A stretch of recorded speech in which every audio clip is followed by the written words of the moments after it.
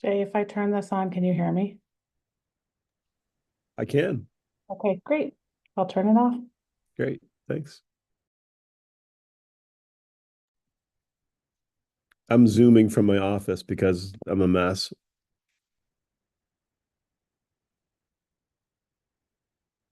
I don't think anybody wants that.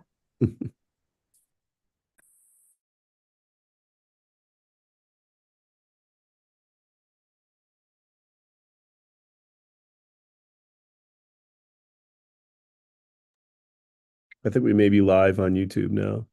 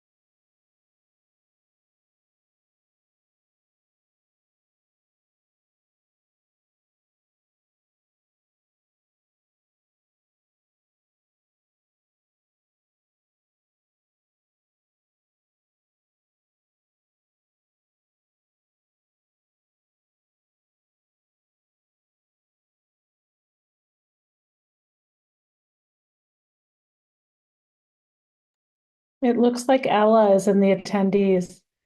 Oh, good. Someone moved her over.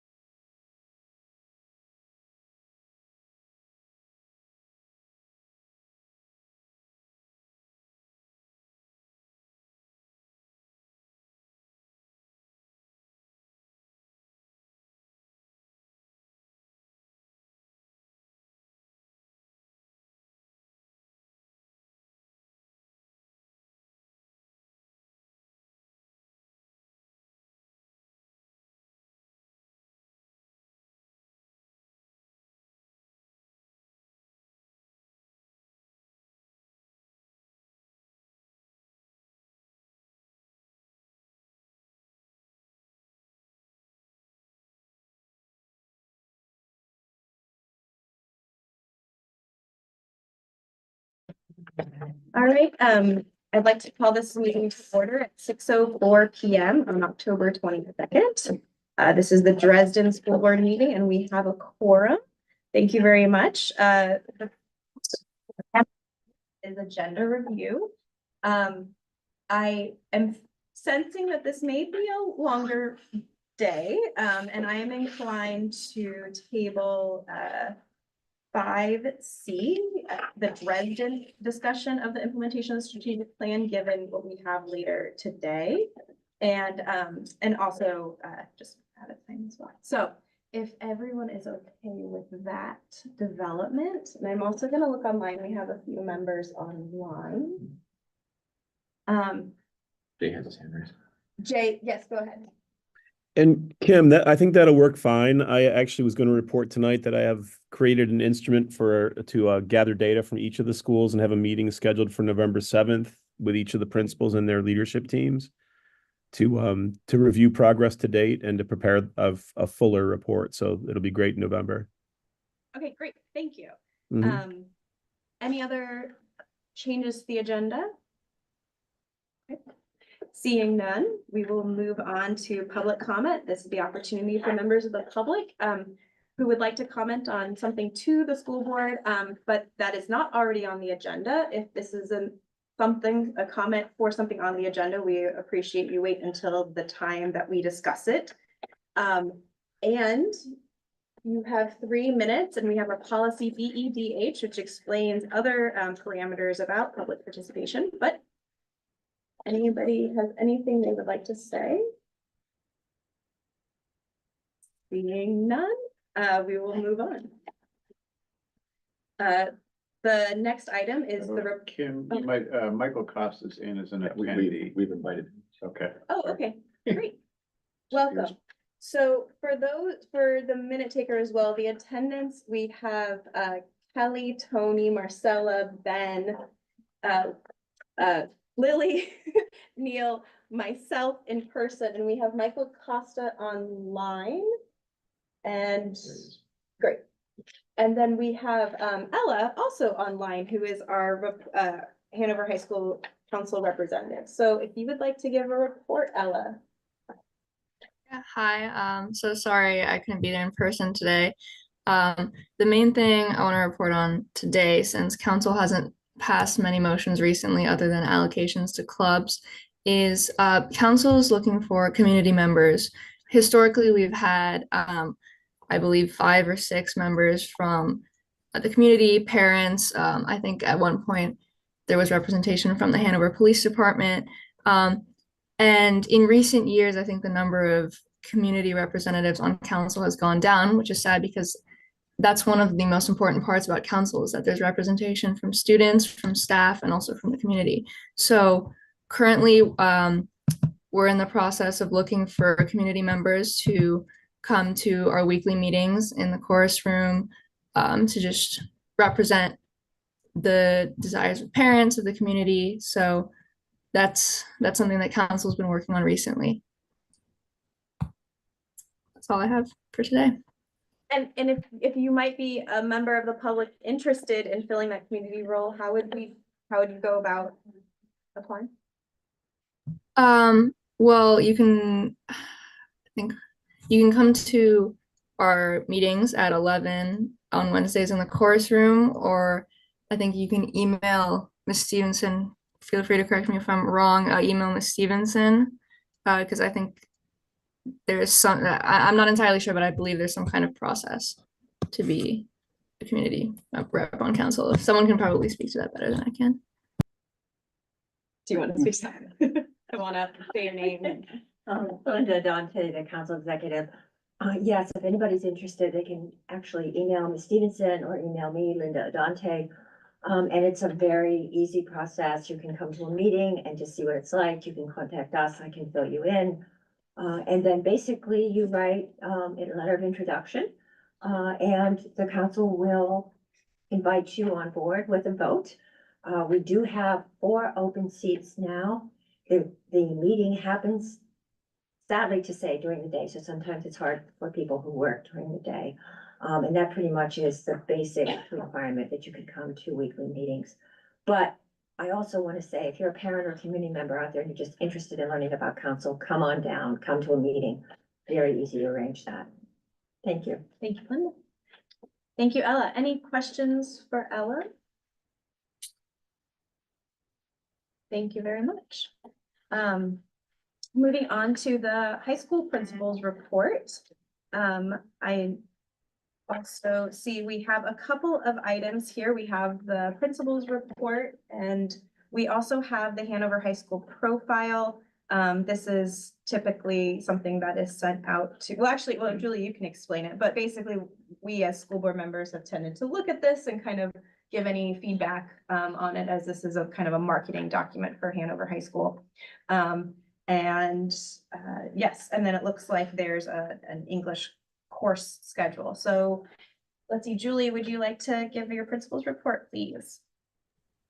Yeah, so thanks. I'm at a NEASC visit in for John Stark School, their decennial, which we're having this spring. So that's always interesting and really great we have 7 other people here with me from different schools, and it's a great chance to connect and talk about the things that we do. And a lot of schools are doing some pretty neat things. So I think it's fun to pick up on all of those and potentially bring some back.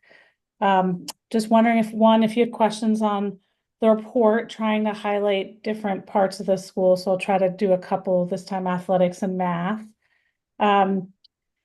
The profile is there for you to look at. It's updated every year. I don't know if Devin's in the audience, but if you have any comments on that, the profile is what we send off with college applications so that colleges can better read our transcript and understand our school. And then I think the other thing, Kim, was not an English schedule, but class size numbers, the October. Sorry, you're right. There's more than Yeah. just English. So that just is sort of a October 1, looking at it, important to note. I mean, there are a number of classes that are under max, but that's the average. And so sometimes if it's right at max, and let's say max is 20, sometimes a class might be 22, whereas another one might be 18 or 17. So that gives you a sense based on those numbers, even though we have an increased enrollment projected for next year, the hope is we can absorb that with the classes we have now.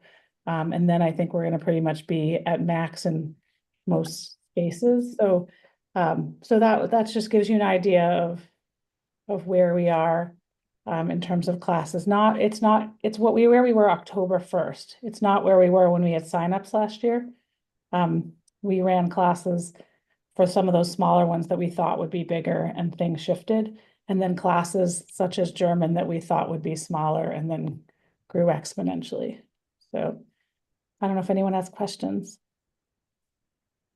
What does the color coding mean on the courses? Oh, I left that on, didn't I? So I can't, let me look really quickly at the colors. Right, I think the yellow was right at max. And then I think the purple was under and the magenta was over. Okay. And the max changes for each course. Right, like if you look in the far left, like you have the course name and then it has class max. So those are class maxes based on, we have CPP meeting, our committee on program and procedure, and we talk over what we think class maxes should be based on, like you'll notice some of the design lab classes are 12 because of the tool usage in them. So are some of our lower level classes, more general level classes might be smaller class size based on needs in those areas versus some of our honors level classes you'll see is higher based on the individual needs in those classes. Thank you. Any questions for Julie? Yeah. Julie, this is not meant to pick on it, but it does seem like generally that music seems very low compared to capacity, in many cases half or less of capacity. Is that fairly typical or is that a blip this year? So it's it isn't. In terms of the last few years after COVID, they're having a bounce back issue, and we reduced them last year and moved a fifth after we budgeted for them to be 2 full-time teachers plus a fifth. Now they have a full-time, an 80% teacher and an orchestra teacher at a fifth. So we took away a fifth from them when we saw those classes. And we're anticipating it bouncing back, but we're watching it closely. And if it doesn't over time, then it's an area where we would reduce and use somewhere else. We have an offering that's going to come up. We have one of our teachers right now can teach dance. It's a newer teacher that we have. So we're going to offer dance next year, and we can do that without the budget going up because we have a room that has mirrors. We have the person to teach it. So that might help their numbers also in terms of bringing in students for those classes. There were indeed some survey questions about it, people asking for dance classes, so nice. Yeah, I know. We're so excited, really lucky that we brought in a new teacher that also can teach dance. So we think it's going to be a draw for the kids in the performing arts area. So hopefully that'll bounce them back. But obviously we keep tracking it. There are a lot of areas where people would like to grow, and with the zero budget type of situation, if we have to shuffle things around, we'll try to do that while, you know, trying to be kind to humans that are involved. Thank you. One other thing I would add to that is we are seeing increasing numbers of students in band and in string instruments at the elementary school. I mean, really high numbers. We were up to almost 80 last year. And so we're going to see the results of that in very few years here at the high school. I would say probably 4 or 5 more years we'll see that. So I think that will change dramatically. Any other questions, comments? Kelly? That's true for choral music too. I think it's coming back. There's some COVID lag in some of these things, I think, Yeah. that we're seeing come through on top of, you know, personnel change, which is always a moment of transition too, so.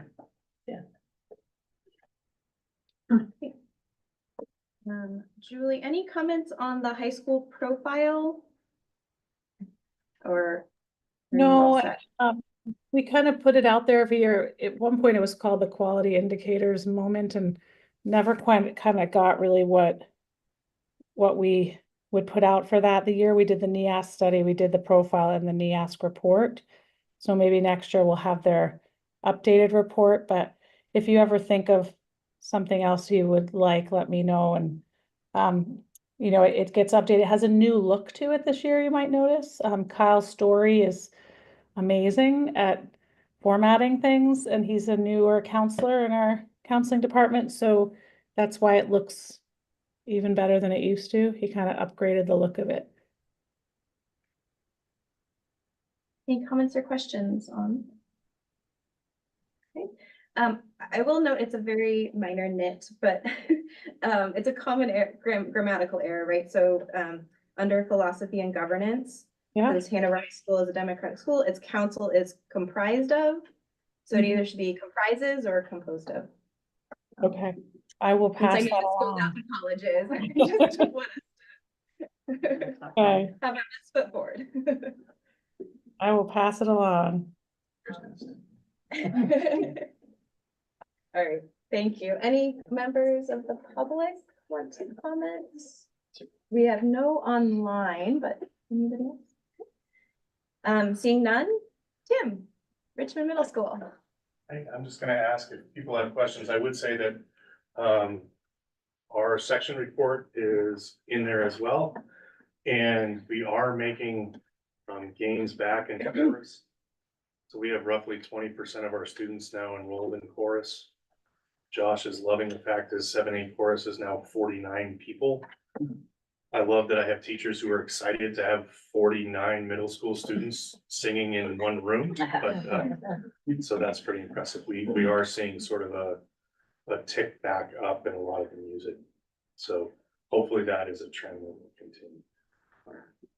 But that's where we are. The electives, if people have paid attention sort of year to year, the electives are a little different first quarter, October 1st, because Cliff Harriman, who is our woodworking teacher extraordinaire, has been out. He's had a medical situation, so we've actually procured a sub, which we were very happy about. But Cliff can teach more people in a room than most people. So hopefully that's why some of the electives that you see look as if they're small, but they were offered because we didn't have woodworking to slot into those areas. So people didn't know what tech theater was, but we got enough people involved in it. So hopefully that will continue to grow as well. So that's where we are. People have any other questions? Yes. Ben. Capture the flag is a class? Captured, so on Wednesdays, yes. I'm thinking this is mine. Yeah, it is. So on Wednesdays, we offer specific PE classes as the elective on once a week. So the general PE classes are Monday, Thursday, Tuesday, Friday, but then they offer specific classes on Wednesday. So capture the flag. We've had in the past mountain biking, fishing, skateboarding, anything that people think they could offer there that would be sort of more interesting to people. Marcel? Yeah, I was just wondering what Act Fast is. Act Fast is sort of an improvisational class, so it's, here's something, make a scene with it, like, here's a situation, make a scene with it in 5 minutes and go. So, So cool. yeah. Middle school students, I don't know if you know this, love that kind of stuff. They're all over. I don't have to prepare, I can just go, so. It's tons of fun. Yeah. Amanda's great at it. So I see, you and Robin and Tom attended a Concord meeting on compiling and analyzing state testing data. Mhm. Is there any chance that that might result in something that we could learn about? Certainly, I think. Yeah. I think we'd be willing to share it. What we found when we sat down is what we have is great, but we're trying to now. I've asked a number of different times, is there a way we could disaggregate the data in ways that might be more interesting to us? And in order to do that, we sort of have to do it ourselves. So, so a specific example was, can we look at gender breakdown in math? Can we look at IEP breakdown in English? Can we look at all these other things? They're not accessible immediately through the state database, but we can download it and figure it out. And so that's what we're working towards, to try to figure out both. One of the things that we found was interesting was a lot of the state data is like 8th grade year to year. So 8th grade was this, and I'm like, well, what about that particular class? How did they do in the previous years? So in other words, that group of students, what was their trend 6, 7, 8? Is it, hey, we just have a really talented class, so their scores are really high and they have been the whole time? Or is there something going up and down there too? So those are things that we're trying to figure out. And once we get a way to do that, I think that's something that we would definitely present. And I've been compiling, over the course of the years that I've been here, so we can look at it year by year too. I've shared some of that with you. Right, yeah, and so actually what I was gonna say is, even before you were gonna say it, on the New Hampshire side, there's this, growth factor, and I think it's something like that, which is student growth factor. And that's supposed to do what you're saying, is to compare the same cohort year over year. Yeah. It populates out a number which doesn't make any sense. It'll give, I forget what let's say it's like 89, and it's like, okay, and then they'll say that that's either in the first top percentile or lower, so, but that's also aggregated, and so it doesn't feel, so I guess there is something, but that always feels a black box to me as well, and I'm not sure. And it's one of the reasons that when we looked at it, and you're at a statewide conference, so you're talking to people. In some ways, I feel bad because we're sort of looking at, well, we had to disaggregate the data, which is 88% proficient, right? Yeah. And so you're sort of like, and everybody's like, what? And I'm like, well, yeah, like the 5 kids who did. So those are the kinds of things that I think and it's hard because all of the data science that you do is to try to take names out of it, because then people are like, oh, I remember that person, they did it. So that's what we're trying to figure out a way. I'm trying to figure out a way to best present this to the staff, to be like, okay, here are our trends. What does this say? What can we do better? What are we doing well? All those sorts of things. But yeah, I think that's. Yeah, I mean, because from a school board member's perspective, right, we Right. see these data, people ask us what's the value of the education, right? And I'm like, go to this wonderful website on the state side that you can kind of see what maps all of the schools and we do great. But then ask the level deeper question of what's the student growth factor, and I'm always like, I don't, Right. 89, like, it's Right, kind of hard, like, it's good, but it's hard to describe because I'm not really sure how they do that, so. Right. Yeah. But Kim, but then the next part after that is, right, so let's take a look at the data, slice it, dice it however you want, but then what do we learn from the data, and what does that do to instructional practice or how we approach things so that we're Right, and that's better, right? That's one of the things that we're looking at, and we've looked at shockingly, we've looked at the math curriculum a lot, right? Because of recent events. So you look at things and you're like, there are gaps where students don't do as well. But when we went back and looked at them, it's because, well, we didn't teach that.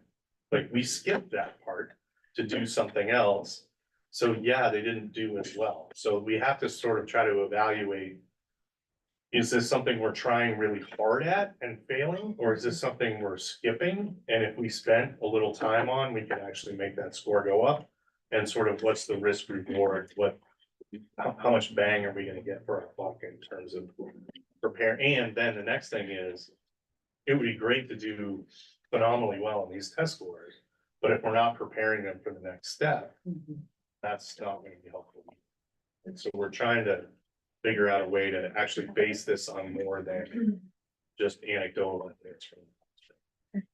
One other thing I would just say is we've been looking at that data in our K through 12 meetings to Right. see the impact on instruction, but again, our students score very high. So even the areas that we're relatively weak at, we're relatively weak in comparison with our overall scores, which are so high. So our weak areas still tend to be very So, high yeah, areas. our But sixth those grade, are the things we've looked at in K through 12. our sixth grade class this year coming in terms of English, we didn't have anybody who wasn't proficient, which is kind of ridiculous, right? Everybody was 3s and 4s. So, but we still want to look at in comparison to everyone else, like our own scores, what are the things that we could do better? So that's what we're trying to look at. Thank you, Tim. Nothing else and nothing from the public. Moving on then to March intensive. Would you like to come on up? Sure. Hey, everybody. I think I look around, I see a lot of familiar faces, so I know you have a big agenda, so I'll try to keep things short. But my name is Matt Prince, and I'm a teacher at the high school. I'm here to represent the March Intensive program tonight. Typically, I come to the board twice a year in the spring to talk about how the year went and potentially any changes that the board would like to see. And in the fall, I'm here with the program of studies. We're excited to put forward to you the program of studies that has been vetted by the March Intensive Committee.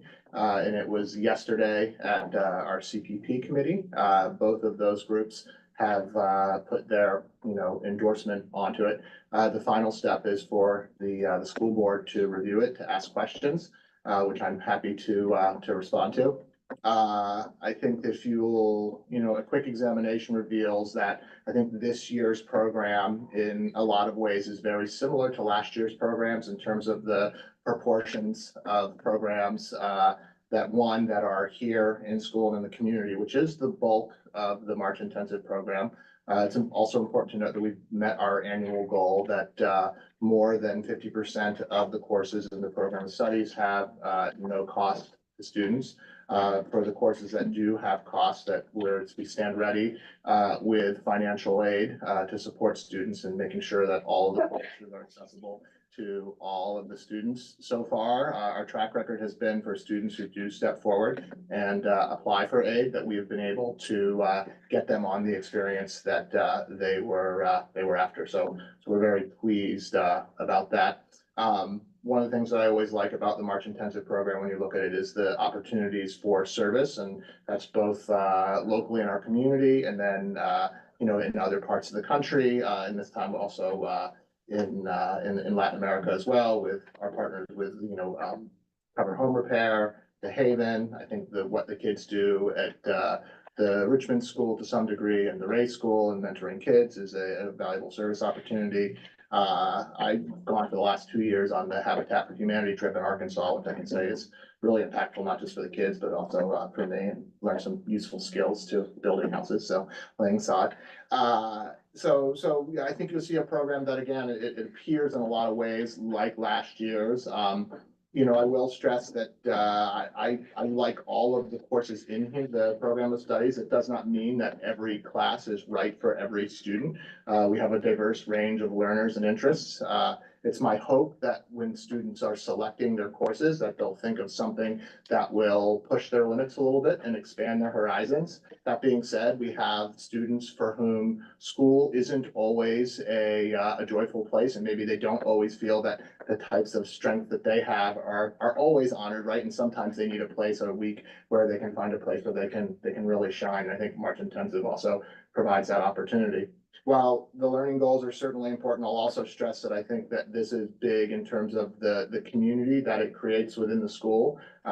Slowing things down, having one experience, being with a group who shares an interest. The connections that it fosters are really huge. There's also the opportunity, obviously, for our school to connect with community organizations, for people with talents to come in and share those with our kids. So I think that, the learning is certainly important, and it's why we do it. But I do think that that social emotional piece is really big. It comes at a time in March where I think if we were to track students' sort of emotional well-being, March is a harder month. The school year's been going on for a while. Winter's been going on for a while. I think the change of pace is refreshing, and hopefully kids come back from that inspired. So I'll open it up to your questions and Any board questions? Yes. Two questions. Sure. How'd you manage Cuba? So it's been an interest of mine for a while. So I was a Latin American studies major in college, and I actually have gone the last two summers. This last summer, I actually brought my 15-year-old along with me as sort of a test case to sort of see, would this appeal? What would the Titan sort of went through and did the itinerary that we would likely do with the kids. But I think in terms of being one of the U.S. most proximate neighbors, a really long, complicated, interesting history. It's a place where you don't have to go that far, but it feels like in many ways you're stepping back in time. So just sort of the cultural comparisons that you can draw, just being in Havana and seeing that is, I think it'll be a pretty remarkable learning experience. But we'll focus in on colonialism, Cold War, and culture. So. But we did, it's one that we looked at. If you actually look, I think it does raise questions, but the State Department has it actually the same travel rating as, France, Italy, Spain, Germany. Yeah.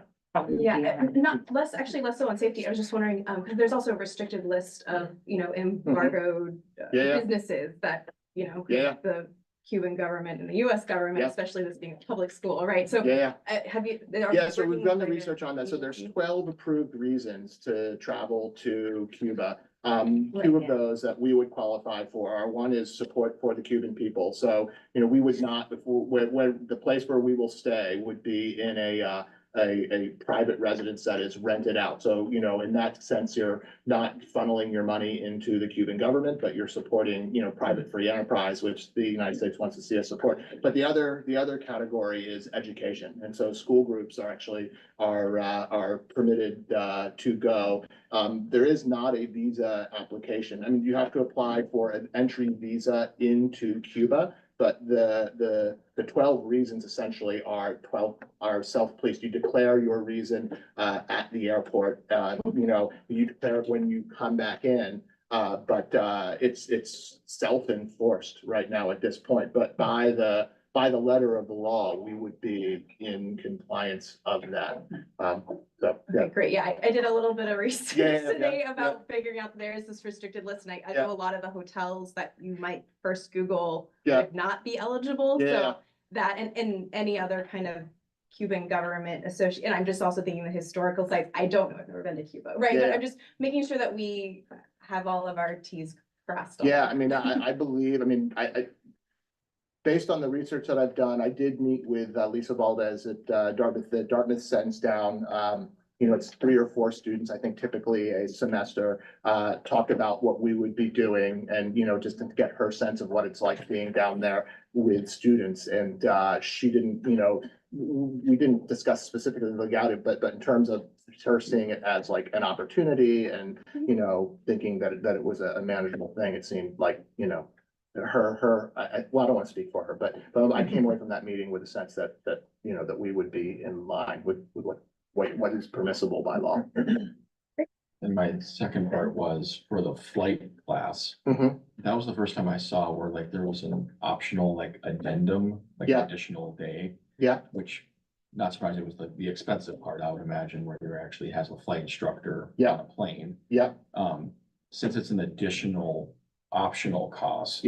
Does that mean it wouldn't be covered by students who request or? No, I think even in the description, it says that optional day would actually be eligible, that if there was a student who, needed financial aid to do that, that we would support that. The other thing too, I'll point out is that all of the students who qualify for our reduced lunch program, they don't even apply for financial aid. It's automatically granted to them. It'd be for the students who needed some assistance, to do that. There is actually the checkout dives for the scuba diving program are also the same because the lakes are still frozen over, and so to get to open water, that happens actually at a mutually agreed upon time in the spring with those students.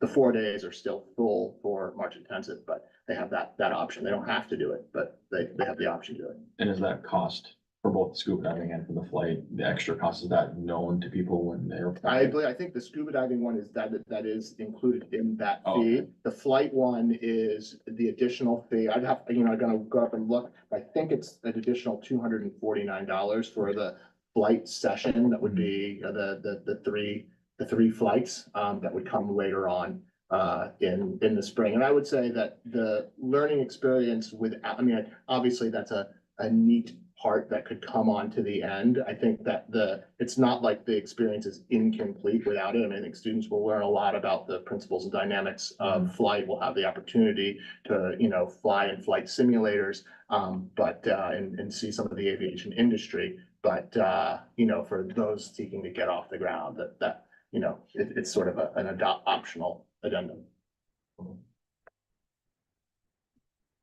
Yeah. Tonight is not the night for this, but I continue to have concerns over our March intensive program, in particular in regards to our equity policy that we recently passed.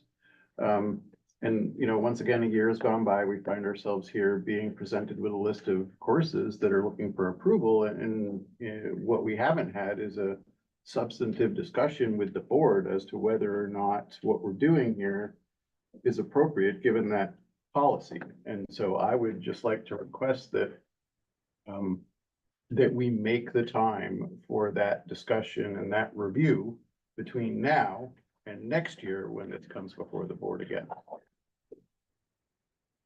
That's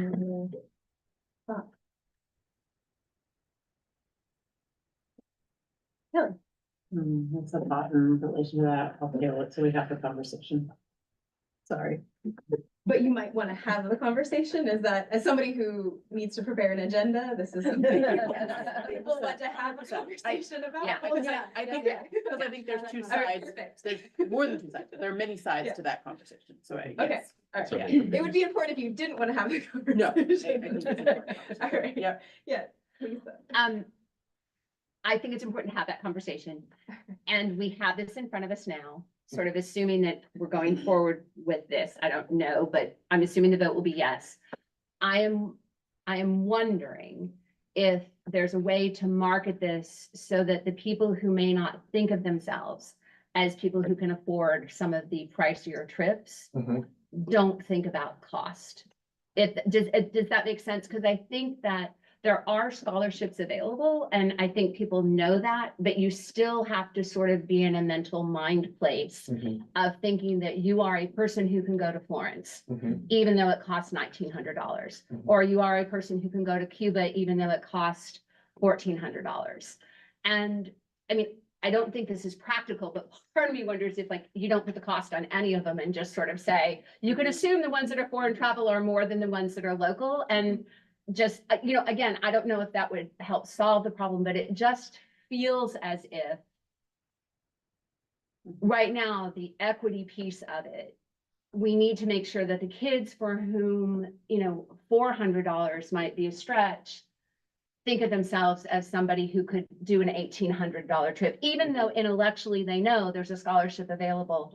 There's just something about, you've got to see yourself as someone for whom that's a possibility without it feeling like you're either begging or you're not the equal of the other people that are going on that trip.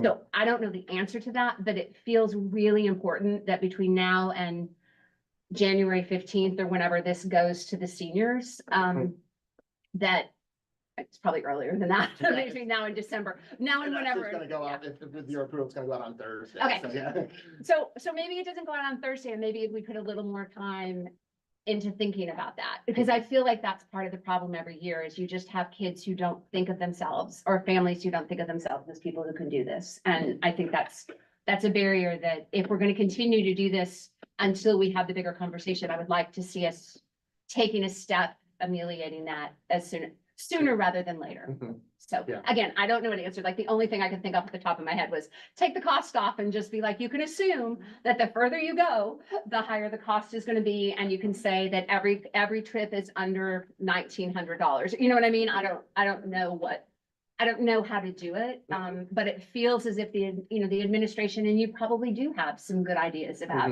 and the council probably has some good ideas about how to do that. So thank you. Kelly. I like the idea of taking the cost off. I think that's something worth discussing. I was just gonna point out, so Jordan is at private school, and there, when they do trips, whatever their financial aid is for the school, that is automatically honored as a percentage for their trips. And obviously, we can't do that in a public school context. But to Lisa's point, that is sort of like, if your family is paying 20% of the cost, you will pay 20% of the $1,000 trip that your child is going on. Right. And that is automatic. And I think a lot about it, you don't apply for it. you Yeah, just- but Tony. Yeah. I would suggest that this conversation happen whenever we have the conversation. I feel like we had a similar conversation last spring when we had the results.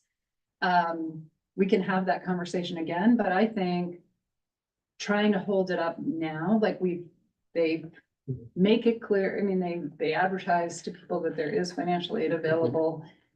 I think it's valuable, can be valuable to family members to know, because maybe you are going to be paying for it. Maybe you want your kid to contribute to, and to let them know how much they're going to have to contribute. And is it worth it to them, even if just as a family value kind of thing. So anyway, I would suggest that it just go forward as it has, because this seems like last minute Quarterbacking. fiddling Yeah, yeah. with the program that it's a little too late. Maybe. Agree with the general points, although I think I'd be more with Tony that I would want to keep the cost on there just for people to plan it accordingly in budgeting and teaching and parts of where it goes and all sort of thing. Agree that there is a need for a conversation, but we've also had this conversation for several years off and on. Several committees have been made, which is the costing on committee to get at this issue. The parents are roughly split right down the middle on this one. And if we're gonna have to be a conversation, I would suggest it be an actual forum for public input as well. But I agree, it should happen, but this similar conversation happens yearly. We have tried to address it with no change. We do survey parents and students after the program, and if there were specific questions that the board would want to see included on that survey, of course, we would be inclined to include those too as well. In general, we ask about the policy and about the number of trips and the rationale for what we have. And overall, the feedback we've gotten pretty overwhelmingly has been that from students, it's overwhelming that they want to see more. We hold the line because we feel like it's reasonable that most families can afford one of these distant travel experiences in a high school career. So that's sort of our mindset by the number of experiences that we have. But even the parents, but pretty overwhelmingly, I don't have the survey data in front of me, but said that they wanted to either maintain or increase the current amount of distant travel. When I say 50-50, I mean not whether it's good or bad or worth, but more Yeah. like in an equity sense, should we Yeah. continue with this path or not? Sure. I saw Kelly's hand first and then Marcia. So, first, I agree with Tony, I think on moving forward with it, and I just want to acknowledge the incredible amount of work that this takes for our staff. These are wonderful, exciting courses, and having gone through it, I know how much work it is. And I did just want to say for the board, this is what I was gonna say before, I know we're gonna have the conversation later, but I think we need to be really careful as we think about equity. about finding ways to increase access to things without taking things away in the name of equity. So we need to get our heads around that, I think, as part of that conversation, so. I was just wondering, what is the process for applying for financial aid? So there's an application, so again, if you qualify for the reduced lunch program, there is no application, you're automatically granted. They're told they get one of the distant travel and any of the regional other cost ones in their career. There's a few questions where we don't delve too deeply into people's personal circumstances, but we want to understand why the course is important to the student and what they're hoping to get out of the experience. We want to know what, if anything, that they're doing to make the experience possible for themselves. And then we invite them, if they want to share something about their circumstances, but we don't require that information. So we, I think our community has been really responsible about, asking, and sometimes, you worry based on the limited information that we do collect, if there could be some people who are asking who maybe don't have this high need, but we assume that if they're coming to us and they're asking and we're able to help them, then we help them. Yeah. Well, and how does that differ from someone who isn't applying for financial aid? How is the process different for? So the process works for like getting a space in the course. So what we do is that everybody who had participated successfully in the program the year before, the class list gets sent into the computer and it's randomly sorted. And so we start with the senior class. And so, of course, the first, 30, 40, 50 seniors get their very first choice. Most seniors actually do get choice one or choice two, but we work our way through there. Then we do the same thing with the junior class. We actually pause registrations, then we close courses that are full. We republish the program of studies and send it out to 9th and 10th grade students and families. Then they register and we do that same process. So the number of options increase as you move up through the grades. Cool, thank you. Yeah. Michael? You good? The only other thing that I want to say, because we had talked about independent study, and it's not really for today, Yeah. because I think it'll be more for the spring follow-up. Mhm. But we had talked about last time, because yes, we have had this discussion a Yeah. couple of times. Last time, seeing a list or little summaries of the completed independent studies, to kind of as a fairness check, just like we look at these before we approve, kind of see what actually occurred. Okay. So we had talked about kind of getting a list, and I think that was what was promised to the board last time, so. Like, I don't know that if I'm incorrect in that, then I apologize. We just got the applications are in the process of vetting those now. Yeah, so that's why it doesn't work yeah. this timeframe. It'd be more for the spring, but. For the spring, yeah, like showing you that we can definitely do. We did hear feedback, and last year we had 30 students that were in independent study. This year we capped it at 15. We actually required the application earlier, so the due date has actually already passed, because we found that students really weren't looking at the program of studies and then saying, so we decided to ask for them sooner, just to lessen our work right at the registration time. And we did not quite get 15. I'm sure I'm going to get some unhappy emails from people saying, wait a minute, we didn't know, but it was in the principal weekly. All the students were emailed twice the application. So there was an opportunity to apply. So it will be a smaller number this year for sure, probably just 10 students. So Thank you. Mhm. Great. Thank you. Great, thank you. All right, reading of policies, and since Dresden is before I say you. Ben, would you like to summarize some of these changes for our first read? So first, you see there's 9 in front of you, but don't worry, we're only going to talk about 5. And 4 of them are basically very much intertwined. All of the B ones are related to the discussion we had at the retreat about sort of ascertaining what is our purpose and role as a board, what are our duties, what are our goals that we wanted to put in writing into a policy. And I think that was very productive conversations. This is our slightly delayed follow-up conversation. been 5 glorious months of debate, which will probably continue tonight.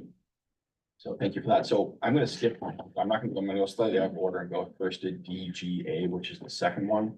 This is a new required policy. It is short and sweet. It's basically what determines signatures and who can sign for things, typically the chair or the treasurer, things like that. The policy committee did not find anything to change on this one. And of note, all of these have been cleared at Hanover, unanimously, just to put that out there. And so that one wasn't changed at all. So any comments just on that one? Like I said, the rest of them are all gonna be kind of mixed together. Okay. So we'll move on to the B series ones, which is all kind of how, what we do as a board, how we assess ourselves, what are our roles, what are our duties, who has the authority to call the special meeting. The 4 policies at the bottom of that list that are going to be retired, if and when these all have a second reading and a second approval, kind of get at that. And it made more sense to us as a committee to, some of them we dropped entirely, like who are the board officers and the chairman, which is one of the reasons why that policy is being dropped. And some of them made more sense to revise. So we're gonna kind of dance around all of them, but I'll do the best I can to keep it clear. So now going down the list. B determines what is a special and emergency meeting. The initial policy, which is 2 sentences long, did not actually say anything about an emergency meeting. So we added in what is the definition of it, what determines what would be an emergency, who has the authority to call an emergency, and who would take notes at an emergency. Because obviously Jam would not be involved if this was within a few hours notice. Everything we put in there made sense to us. Hopefully it makes sense to you guys. And we kept it clean and had to be vague in a little bit of what is an emergency, because by definition, it's an emergency, we're not anticipating it. So we wanted it to be sort of specifically vague. And how we defined it was a situation where immediate undelayed action is deemed to be imperative by the chairperson, superintendent, or assistant superintendent. Everyone clear with me on that one? Kelly, you had a question? Yeah, so just to make sure I'm understanding, that you're proposing that we get rid of the white wording entirely and replace it with the green wording? No, or- the green is purely addition and not replacement. So there is just a little contradiction. It says at least 2 members of the Yeah. board, and then it says a majority of the board. So we just need to So that's something reconcile. that us, that is. Oh, special versus special versus emergency. emergency. Got it, Yeah. okay. Because a special is not necessarily urgent, it's more of like additional. Rather We have than lots of emergencies. special We have special meetings meetings. all the time. Like tonight, In like last week, yeah. Got So it. SAU is so special all the time. Lisa. Yes, I just wondered just to kind of, to kind of have it mirror itself, if there needed to be like a 1-sentence definition of what a special meeting would be, because you spent a lot of time defining what an emergency meeting was. Well, that's So, just because there was no definition before. Yeah. I would be curious actually in terms of, because as Hanover Chair, we've never called a special meeting within my tenure. Do you get 2 members of the board permission currently for special meetings?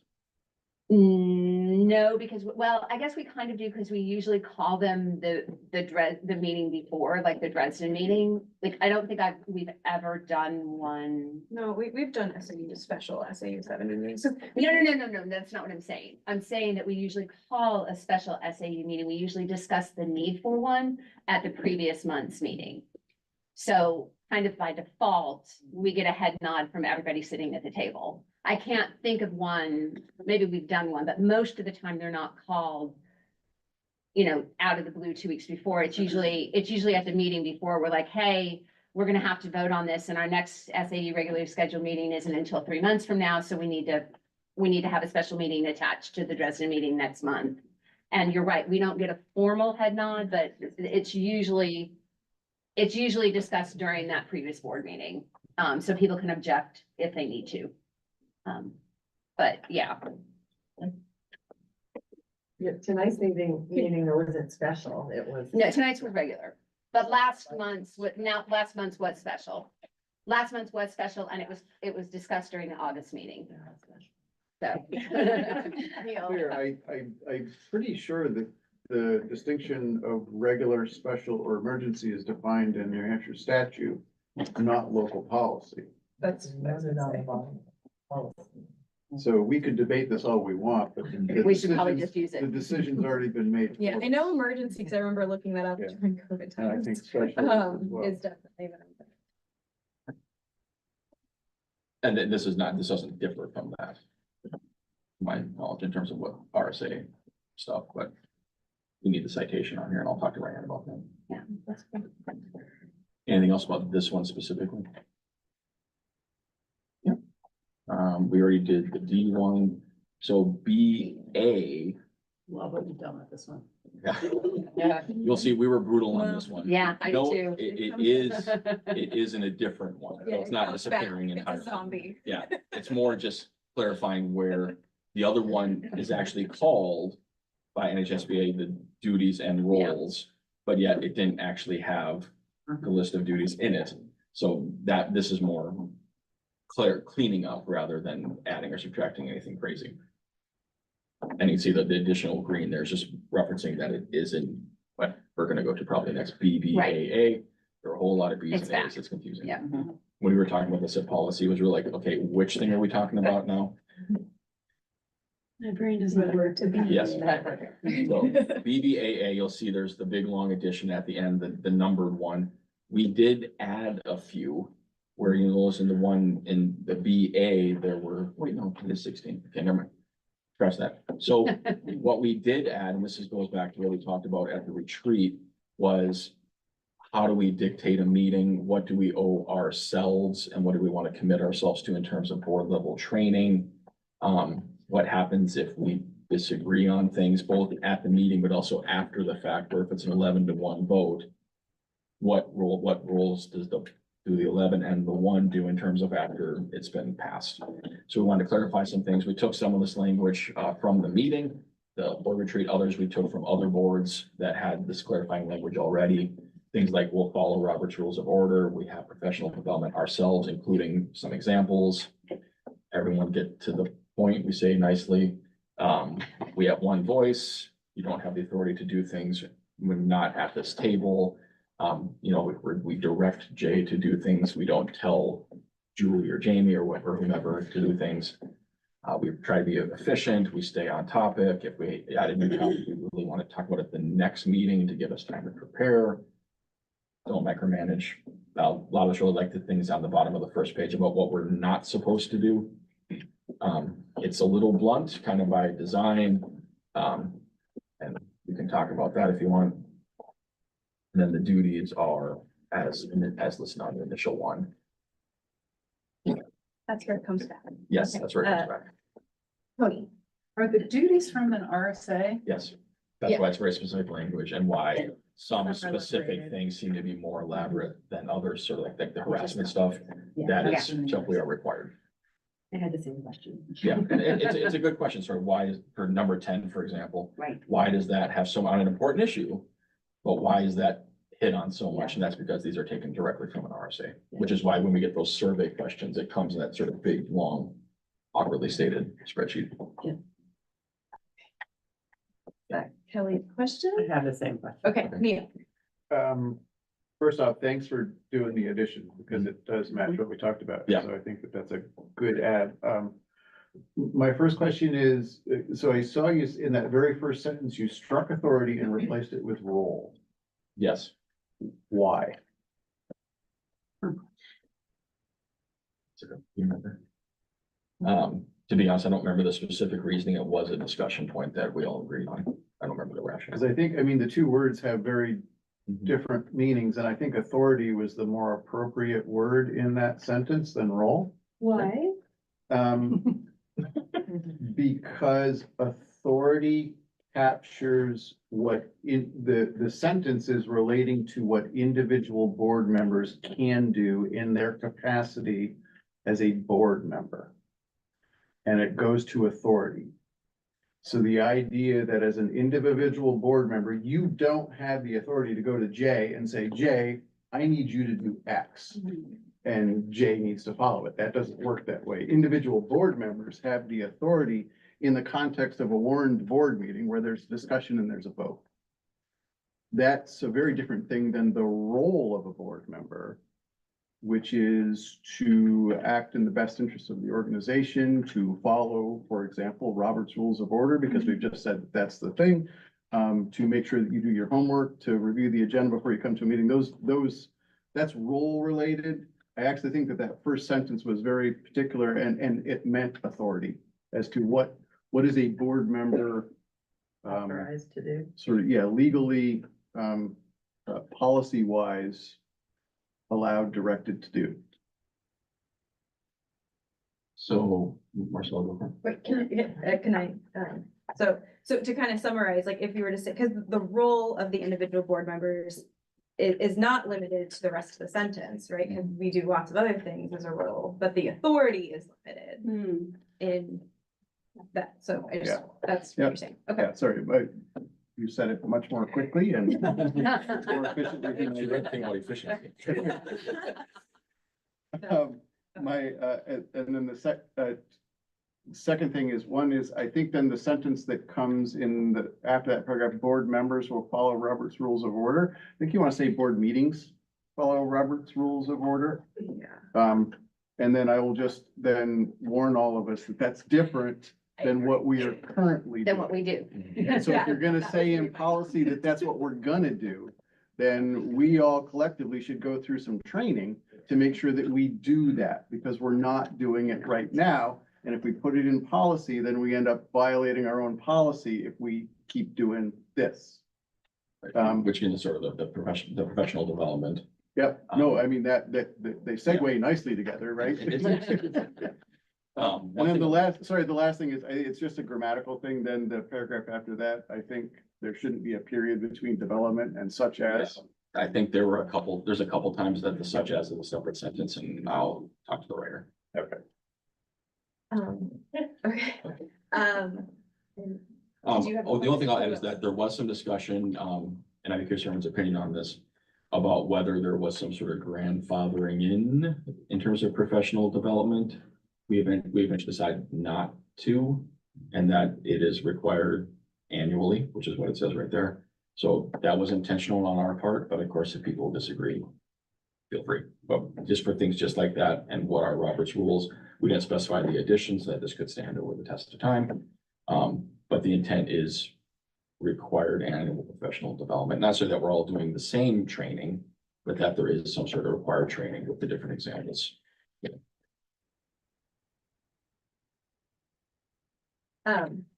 Yeah, I had a similar reaction when I saw will follow Robert's Rules of Order. I think maybe many of us have been in meetings that follow Robert Rules of Order, maybe we haven't, but it, I don't know if that's honestly, I mean, I think that is a great guidepost. I don't know if that's a reasonable expectation for a school board to have that professional development, in addition to knowing what a school board does, in addition to, all the other commitments and time. It feels like a very strict standard that I don't want us to always be violating in a policy. I just am throwing that out there, perhaps maybe selfishly as a chair. But, sorry, okay. How far do we diverge? Like on a scale of 1 to 10. 10 is adhering, 0 is not. 2 or 3. Damn. Yeah, I mean, there's even like agenda order structure, and I think we like the ability to move agenda items around depending on what we see. Yeah. Sorry, I mean, to be clear, that is allowed in Robert's rules. Right. I think there's 2 ways to look at this, right? One is that, yes, we could be perceived as very onerous, and a lot of us would need to do a little bit of homework in order to brush up to be able to do that effectively. There's another layer of Robert's rules, which is Robert's rules for small boards, which tries to jettison a lot of the stuff that's not necessary for larger bodies, for smaller bodies, to make them a little bit more nimble. And that might be a consideration we want to do. I would argue that having something in policy is good, even if we end up dinging ourselves for not always following it, because to have a backstop to say that when stuff goes sideways, and things don't go well. And I can point to a couple of recent examples in the local newspaper where boards got in trouble because things went sideways on the process side of things. It prevents you from being able to do your job as a board. So instead of focusing on the real stuff that you should be focusing on, you're worrying about then fixing a wrong because you screwed up the process. And that's just wasted time for a board. And so I would argue that as onerous as it may seem and sound, and probably will be, I think it's beneficial to put in the time and the effort to do it. And there may be ways to minimize the impact. Yes, because before my first meeting as chair, right, I watched YouTube videos on Robert's Rules of Order, and there are It's a we lot. want to make it. You know, there's even like I forget what that person's called now, but you know, kind of like a rule watchdog person that's assigned just to make sure that you follow the rules, right? And so, you know, I But I want will this say, to be like, a community. but you only, feel. it's like the 80-20, right? I think like 20% of Robert's rules is the stuff that's gonna get used all of the time. You don't need to know the full 80%. And if you get into a situation where you don't know the answer, just say, I don't know how we need to handle this.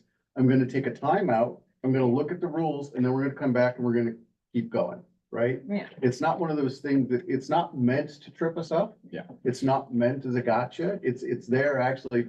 I think it would be helpful. Okay, yeah, so I think just to kind of follow up the Robert's rule, then is just, you know, I think where it is valuable is motion making, amendments to motions, that kind of thing, I think is very helpful, you know, some of the other things, not so much. I can be convinced on having some sort of guidepost, but also leaving it generalized could have a similar messiness by saying, oh, well, we need to be at this standard versus standard, right? And so, you know, I think Lisa's first. I mean, I'm wondering if we should write a policy that we know that we're not going to adhere to, at least initially. Like, if we decide to do this, it's gonna take us a while to get to a point where we're actually doing it. So I just wondered if the phrasing for now, like for 6 months or a year or something, should be something like board meetings will be guided by Robert's Rules of Order, or you know, something like that, just so that it's there and that's our goal. But I don't know, I hate to write something that I know that we're not doing. It kind of bothers me, so. Yeah, so I'll try to do comments on both of those, which are on different issues, so forgive me if I read something. So first, like, kind of like where Neil is going, it's not expecting instant switch.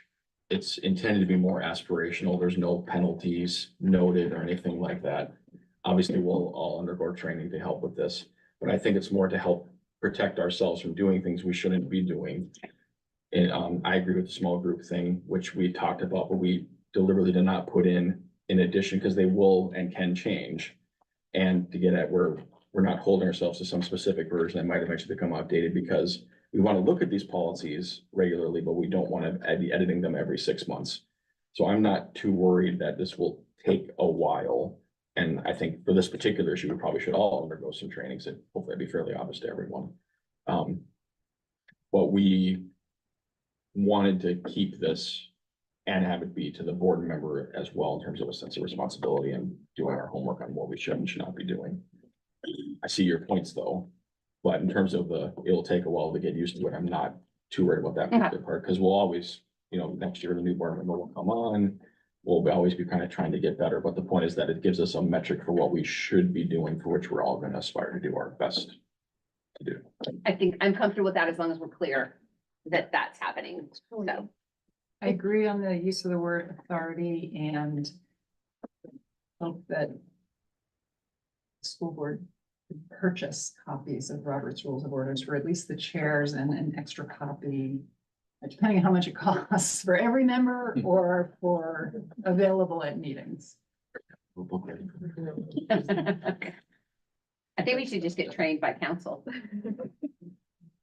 Did anyone else have any other concerns about the added language? I mean, there's a lot there, so please feel free to process. My initial reaction, I know there was probably discussion, is the role of the board member is not to, and then those bullet points. I mean, we should carry out policies. I know what you're saying. You're not, It's more you're not. We instruct to the superintendent and we create policies, but we're not knocking on principals' doors and teachers' doors saying you're breaking this policy. That's kind of where it's going at. But I mean, the responsibility is for us to adhere to our own policies, right? So like, so we do carry, I mean, all of these policies we're talking about is just us, right? So we need to keep ourselves accountable to I all of those policies. So that one felt a little, I know the spirit of it. Yeah, you see, know? I see where you're going, but I don't think that's what we were intending. Right, but policies are all policies, right? So. I think it was more like the enforcement and adherence to policy for the vast majority of them fall on Jay and his designees rather than us checking on enforcement levels. Yeah. I would make the argument that I think if you went through the list of policies that we have, you'll find that there are just as many that apply to the board itself than to the actual. So, I mean, I think Kim makes a good point, and I think that between now and maybe the next time we do this, we can come up with some language that might make more sense in that spot. Tony. I also am wondering about the line about, board members who are in the minority agree to support board decisions when action is taken. So I definitely think board members have to adhere to all, once action is taken, adhere to decisions. But if asked, are you in support of this policy or something that was adopted that you voted against? I don't know, it seems, is that right, that the board member loses this ability to express? They have an obligation to adhere to it, to carry it out, to be bound by it, but do they have an obligation to say, yeah, 100%, this was what I thought was the right thing to do? So am I hearing you say recommending to make adhere as the edit? Is that, would that make, Yeah, would that make it? yeah, something along those lines. The policy did, are we? Well, this is a philosophical one. I think I disagree with Tony's point, although I think I see where you're coming from. But as someone who has, in my early tenure in the board, often disagreed with motions that were taken and then lost the vote. But I would think it'd be correct to support my fellow members who with their vote spoke and what the board should do on that issue moving forward. I would personally support it. And I try to, still disagree or, think sort of things. Yeah, But I see where you're going. if I can just, I think this is, gets a lot of debate in the like new board member orientations. And there's this exact thing. It's like, well, I still probably disagree because I voted against it, right? And I think that the spirit of that was just more, the authority comes from the vote of the board, right? So you don't have the authority to enact any disagreements, right? But I think what was mentioned at the training, right, is that, you can say like this was the vote, it was a 5-4 or whatever. And, I was one of the 4, but the board spoke and this is the, it's like, so that's kind of more the spirit of the discussion. And that was, I think, because I think what the training was trying to prevent is the undercutting, right? Of like having that kind of like underlying hostility and like, not accepting the no kind of thing. I think that was the thing. And maybe I'd be open to, And yeah. support that. Which also gets into sort of the kind of the narrow agenda stuff at the end or making promises as a board member in terms of something that could happen if someone disagreed with the motion that was made and still disagrees. And then might try to, like Kim put it, undercut sort of the things we were trying to avoid.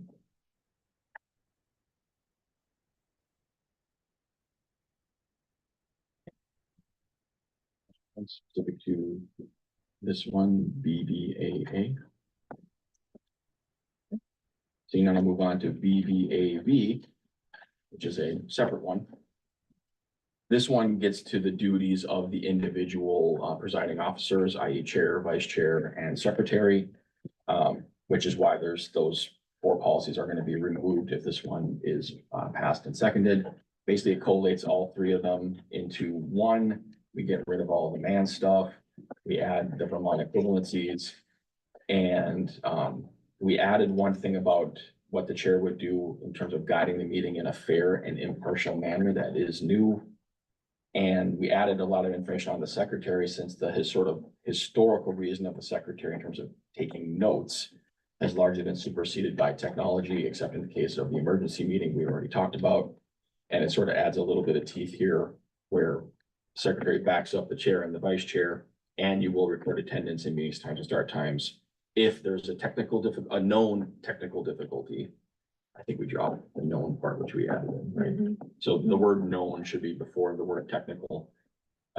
Since obviously what technical, because we don't know about like what happened in Dresden last month, right?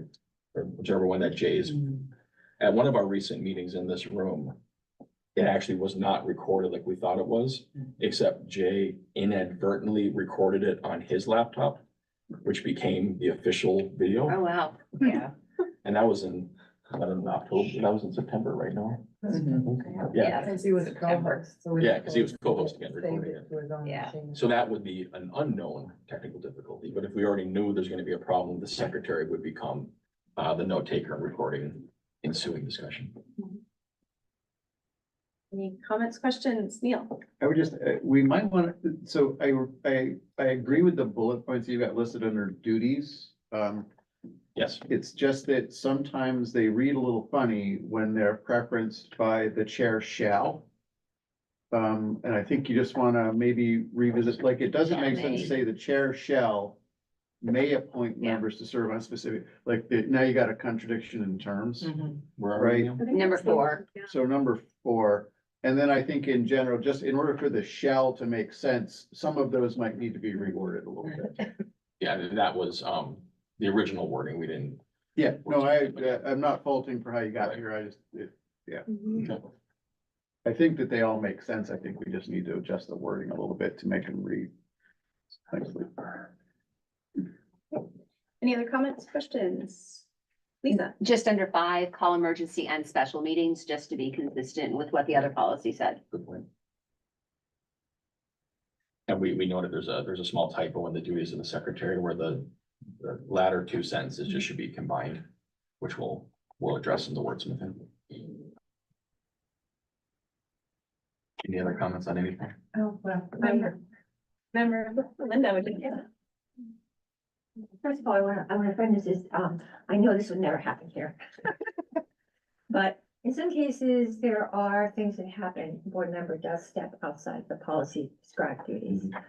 And what I've never seen is kind of first of all, what is support for someone? It's sometimes someone makes a mistake.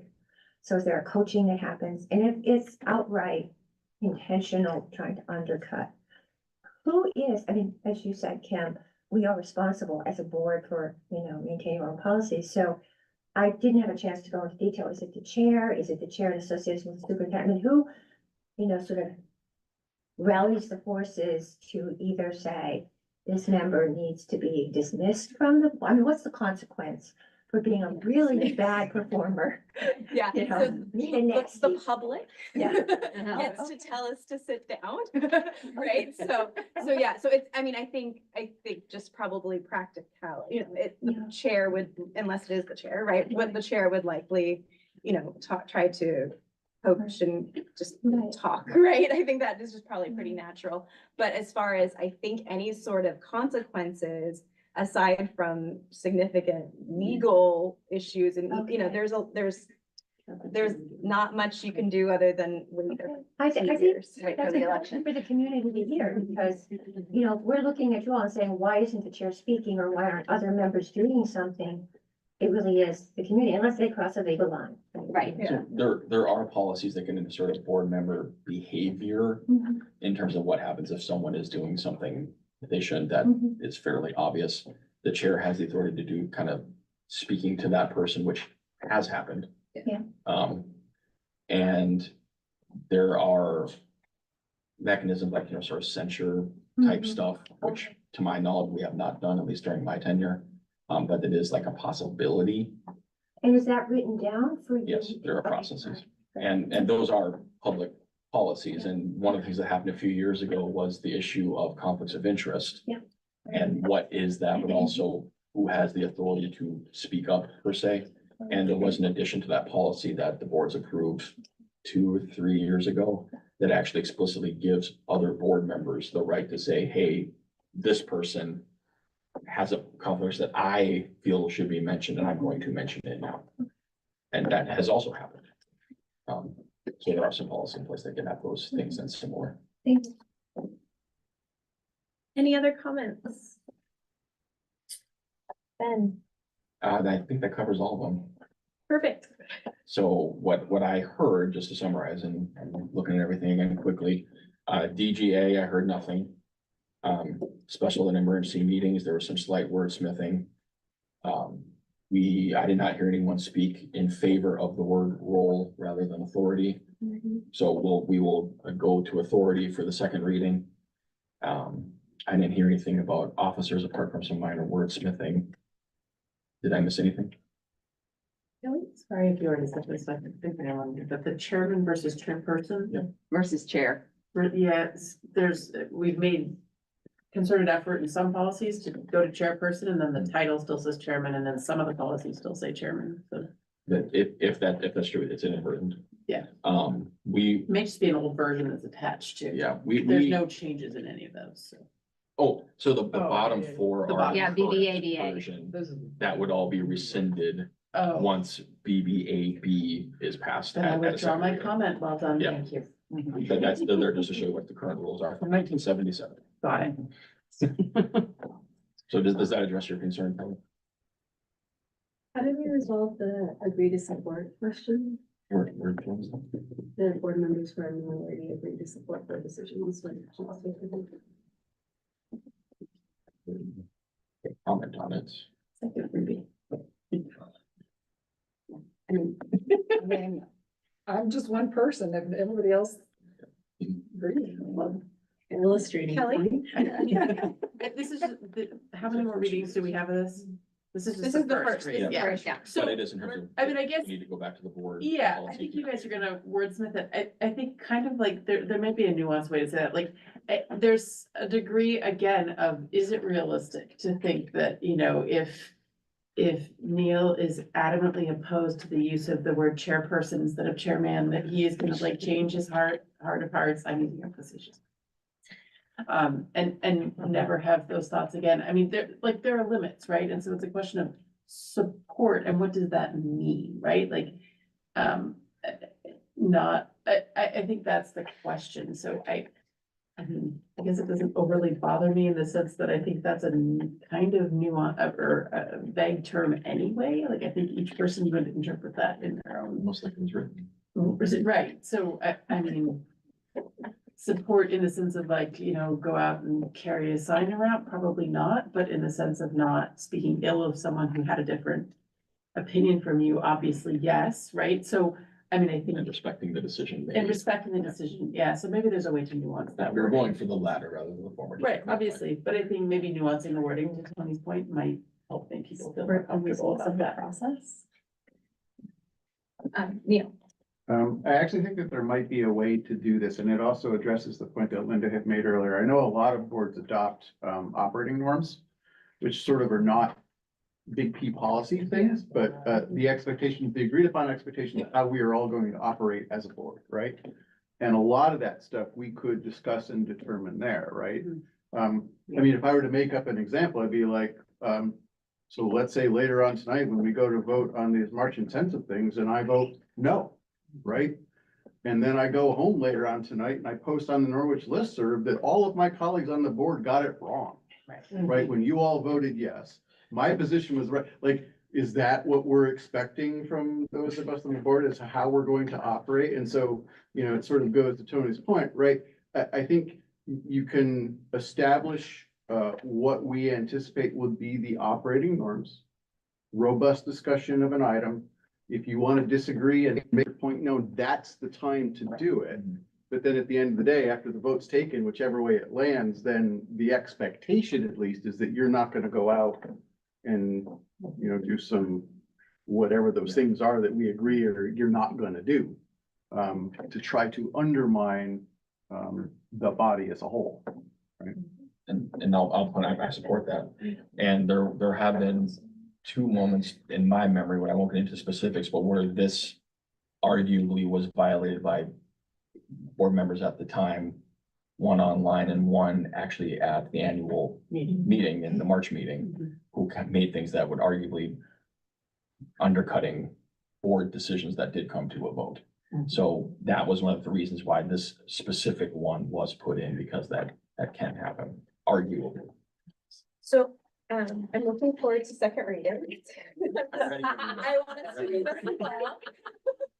I don't mean to hold up. No, so I think, Nice segue, yeah. I think there's some good feedback, and I think, maybe incorporating some of the comments would be helpful in a round two. Which ones?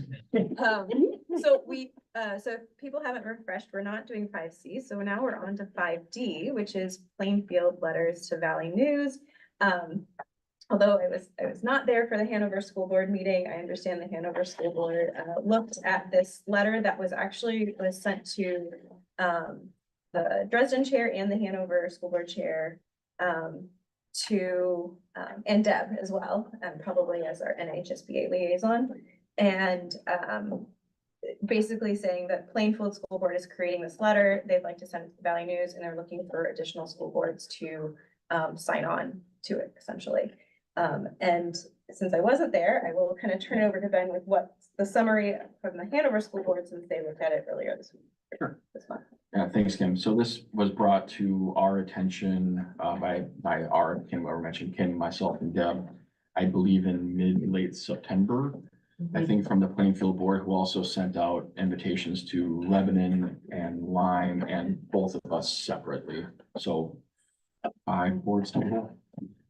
Looking for buy-in for a Valley News article.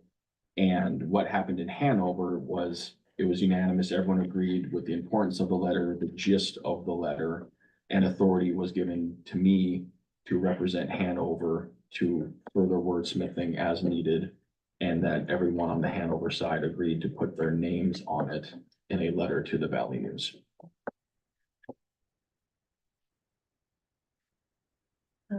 So unless I hear otherwise, the names thing was new to me. I didn't know that part. But unless I hear otherwise, particularly in terms of if we wanted to authorize someone to do editing, I would be inclined to say Ben's name as opposed to having two people being responsible for, so just out of convenience. And thank you, Ben, for already being authorized. Not being voluntold. But I think it's there. But any comments, questions? And yes. Yeah, just a question. So we would be adding our name in a letter with these other school boards or separately? It would be our own letter, or we would just be It would additional be- names? My understanding of it and what Hanover voted on Okay, was that we all agreed to put our names and official role, Ben Keeney, Hanover School Board Chair, Right. et cetera, to this letter and giving me the authority to do wordsmithing as needed while maintaining the general concept. yes, I understand that. And I'm just wondering, is Claremont also signing the same letter? Is Lebanon also signing the same letter, or are they? We'd all be signing the same letter, Okay, but just in terms of a numbers, logistics of it all, I was given the authority to be the wordsmither on our end in conjunction with one person from the other Okay. districts. okay. That's what I wasn't clear about, was whether we were, each board was sending in a separate letter and there were gonna be like 6 letters sent, The other or, letter, a big long list of names. okay, thank you. Just relative to that last comment, it's likely that they will have the chairs of the individual boards' names and then say board members also signed, but they won't. I would be very surprised. You mean the if Valley there News would not put that Yeah. long list in? Yeah. Yeah, There won't be a long list of names. what we put on might be what is printed. It might make sense to take an ad out. Yeah, in general, I support this. I think though, if I'm being a little nitpicky, this letter seems to address 2 different things. Yeah. The last paragraph, I think, is where we want to spend most of the focus. The first few paragraphs address the rulemaking process. And while there is a connection to the legislative side of things, it's tangential almost. And so I don't know. I'd like to see it if it spent most of its time focusing on the property tax issues and the stuff that's truly legislatively driven. the 306 rules or they fall in a different bucket. Go ahead, I Ben. don't disagree. And I think I'm hearing someone else who wants to join me in, the wordsmithing sessions at the Dresden room. I agree, Dad stepped up. I heard the same thing. Yeah, so, Me? I don't disagree conceptually at all, and that would be sort of where the wordsmithing would come into play. And if guidance is given to me by this board, if I am the Dresden designee as well, I would be happy to hear it or to have it sent to me. Great. So how I connected the dots, because I had a very similar reaction, is, you know, this upcoming November election will be voting for governor and executive council, and they are responsible for appointing a commissioner of education, who in the commissioner of education is the one responsible for the Ed 306. And so that's how but I mean, Well, then let's be direct about it, right? Right. Let's not be obtuse. Let's just get straight to the, if yeah, that's the, yeah, I mean, if that's the point, then let's make that point, right? I'm hearing the board's wish. Yep. Yeah. Thank you. Any other comments?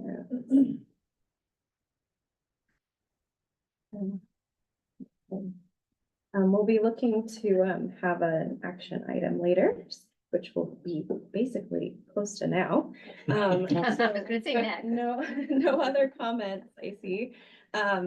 Next will be business requiring action, approve items B through D by consent. And D includes the Plainfield board letter if people, and March intensive if people, sorry, no, it doesn't. It does include the Plainfield board letter. Just noting that if people care. Do I hear a motion?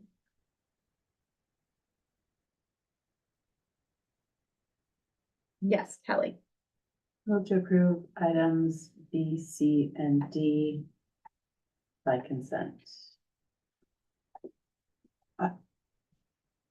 Do you have? Well, I just wondered if you wanted me to move with Ben's edits For D. for D.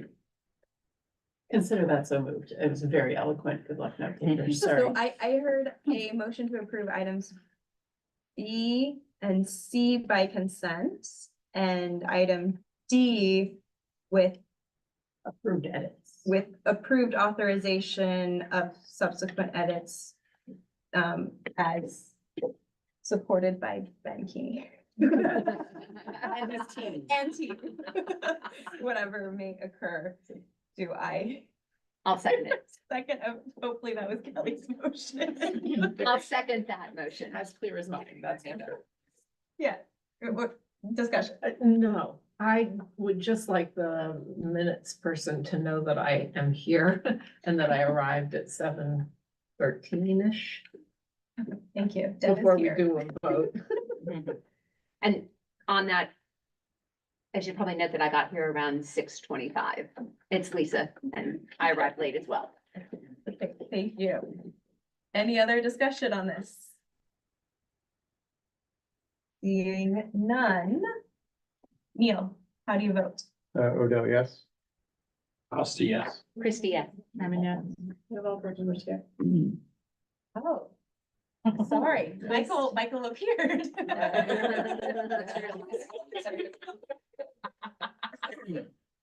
All right, so all those in favor, raise your hand. Yes, in favor? Oh, Michael, did I, sorry, okay. All right, that is a unanimous yes. Because everyone voted. Thank you very much. Then we have, item E, approve the March intensive program. Do I hear a motion for that? Tony, Move to approve the March intensive program as presented. second by Kelly. Do it again. All those in favor? Okay, all those opposed? Okay, that's one, and, all those abstaining. Okay, so because I. Reflect for the minutes, Madam Chair, who voted no. Yes, I was actually just about to do that, because I was like, just because we just read the rules of a board chair, I need to say what the vote was in case the owls did not capture it. And there was one no cast by Neil Odell, and the rest were yays by Michael, Lisa, Lily, Kim, Ben, Marcella, Tony, Deb, and Kelly. I just want to clarify, I was absent. I was not present at the meeting when the March intensive was presented tonight, but I was present in CPP yesterday when it was presented and discussed. So should somebody think I'm voting on something that I don't know anything about, but All right, thank you, Deb. Okay, so report, okay, moving on then. Report of the chair. Oh, I have nothing to report right now. Let's move on. Committee reports, do we have any committees? Yeah. Yes, Deb.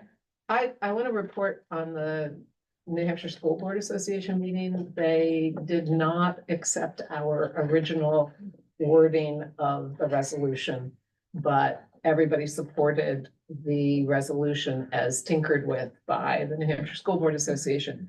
And the only other kind of surprise, not surprise, was that the resolution that the School Board Association said was moot because it dealt with the 306 rules.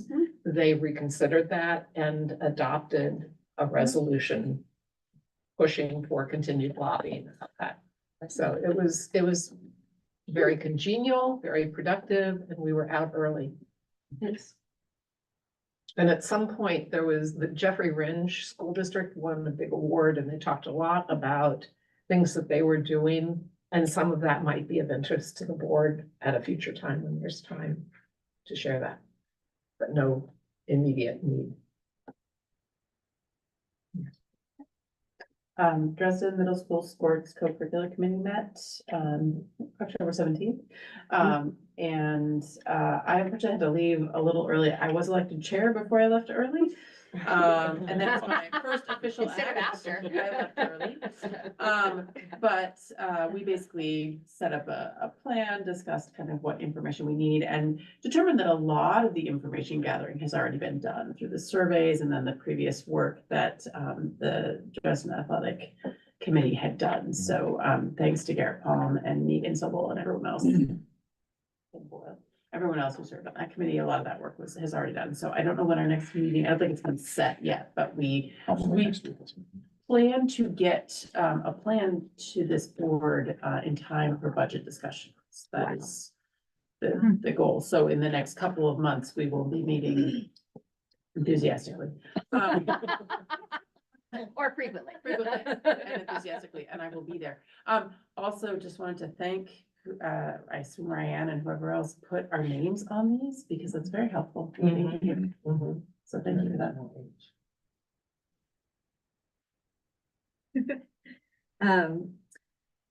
So we have, was that of another committee? Yes. Okay, yes, Ben. Negotiations with the support staff are continuing. We took a break of several weeks due to some vacations that came up among involved parties. And we continue to meet on this Thursday, and conversations have been productive. Any other committees? Being none. Superintendents reports? I know James are posted, but we're happy to answer any questions. That sounds great considering we have an extensive SAU meeting tomorrow. So, I think that is a great report. Any other questions? Yeah, Michael. I received a question from a parent that I'd like to respond to about the current state of play and cell phones in our school. I know I've asked this question before, but I just want to make sure I'm providing them with accurate information. So like, what's the deal with cell phones at the high school and middle school level? No, the cell phones have to be put away at the high school, so there are baskets or various devices to hold the cell phones. The middle school now has a sign as you walk into the lobby that says, please put your cell phones away. So I've been visiting classrooms. I really have not seen cell phones out. I mean, Tim can speak to that as well, but in both the high school and the middle school, it's been successful thus far from what I've seen. Tony. My understanding of the high school policy was during classes, you have to Yes. put your phone away. You have a Right. free period between classes, et cetera. You can Yes. have access to it. And then Each- just to add, oh, sorry, just to add, we have a group started or headed by Dan Bornstein, who's doing research on how well the project is going, because at some point we all falter, but he's looking at more as a public policy shift or a public health shift and using some of his knowledge from other walks of life that he's been in to try to help study it and see if we actually are successful, if we just feel good about it, but actually it's not very successful, or are we really successful? So we're studying it at the high school, and at some point, if you want him to come and present to the board on what they're finding so far and how they're going about the study, I can have him come. Ben, There's no board level policy that exists regarding cell phones, however, the middle school and the high school have separate internal building policies about it. Neil. Well, just to clarify though, a little bit more pointed on the high school piece, that was passed through council, no? Yeah, so I mean, that body had the authority to do that. It was through CPP, so our Committee on Program and Procedure passed that. But yes, a body. Linda? Could I add, not. And Ms. Stevenson is right, and that was brought to council's attention. And I think the way it's framed for students, and I think it's legitimate, is that the policy was made more specific to ensure consistency and clarity. And so that's what was shared with the council as far as that goes, because their right of reviewing handbook changes and passing the motion is pretty solidly there. So the policy exists now is an improved clarity, if you will, if that helps. Sorry, real quick. Is it follow-up? Yeah. Yeah, and I'll just say, anticipate that this will be taken up in the Vermont legislature this next session. Interesting. So to kind of on that, I was gonna ask if at a future meeting, chairperson, if we could possibly have sort of an update on how this is being taught, like the notion of cell phones as an addiction or a habit forming practice, how that is being taught in our health classes in our schools. Just, I feel like the community might appreciate that too. Because I'm sure it is being discussed that way in our program. So maybe just a brief item at some future meeting about that. Or is that a better community, like a public forum? Like if parents are concerned about this, and I think the middle school even had those. So we had one last week. We had a parent roundtable on device usage in the middle school, and we had 10 parents come. I just think. So it's in the middle school, we try to go a little bit further, as we say in the high school, because we don't have if we look at high school, couch it as sort of non-attendance taking zones. Yeah. We don't have any of those. So we basically say your default is the phone is away. And it can only be used with express permission of an adult. And we do have students who, for whatever reason, there are things that interfere, and we know in the middle school, you can put a student in a very difficult situation, which is my parent just texted me, but my teacher says no. That's sort of a no-win situation for a student. So if they say, hey, my parent just texted me, something happened. Yeah, go ahead, go outside, answer the text, come back in. We'll figure it out. So it's something that's ongoing and evolving, and we're trying to figure out what the best way is going forward. But it's in the handbook. We've seen, I think, like Robin has said, we've seen very little. We never had that much difficulty with cell phones in the classroom in the middle school. We're having even less between classes, before school, everything else. It seems to have definitely diminished quite a bit. So we're hopeful that all of the health information that we're giving out is actually making some headway. Linda, go ahead, but I really. Yeah, I just wanted to add a couple of things. I'm on the cell phone policy assessment committee. So I think you might know that an advisory students gave feedback, and that's been recorded in the committee. And the reason I'm bringing it up is because I listened to a NEASC webinar on cell phones in public schools, and there's international schools, small schools and large schools in Massachusetts. And it hits pretty closely to what we're talking about here, where our focus should be and how we should manage it. And that's going to be coming out as a recording, which I'll share with the board. And I think it would be great for parents and community members to watch it too, because my experience from what we're hearing in the cell phone assessment committee is very similar to what private schools are doing, international schools are doing, boarding schools are doing. It's like we're not alone here. Everything from parent responses to student responses. So I find that reassuring, and I think any resources we have to share with another should be published. So again, I'll send that out and people can take a look at it. Anything else from the superintendent's report? Business administrators report. Jamie, do you have? I do not have one tonight. 'Cause Great. we're all over. Because you're gonna talk a lot next. Thank you. Okay, and I don't see any reason to enter non-public, so we are going to return from the non-public. And have our one last final public comment. Seeing none, moving, so the agenda for the next topic, these are just from the topic template. And if anything else strikes as well, that hasn't already been discussed in this meeting, just shoot me an email. And I would like to hear a motion to adjourn, please. Move to adjourn. Second that. Move to adjourn at 7:46 PM and Lily seconds, and we have to go around the horn. Odell, yes. Costa, yes. Christie, yes. Simon, yes. Keeney, yes. Plus, yes. Barry, yes. Nelson, yes. McCall, yes. And Hartman, yes, that is a unanimous, and see you in a few minutes, but our actual next meeting is Tuesday, November 19th. Thank you very much. Why don't we take a 5-minute bathroom and stretch break? Does that give you enough time, Jan?